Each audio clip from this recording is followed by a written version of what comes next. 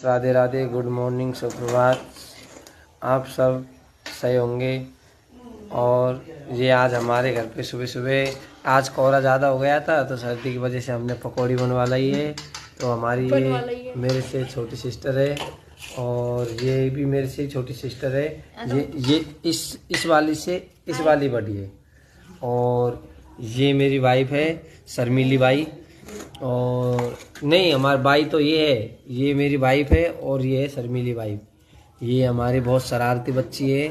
ये बोल रही है गरम तेल में मतलब पकौड़ियों को अभी दे दो मेरे को, बन गई ऐसे बोल रही है।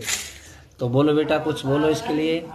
चीजा बोल दे, चीजा बोला बोलो, इसमें बोलो।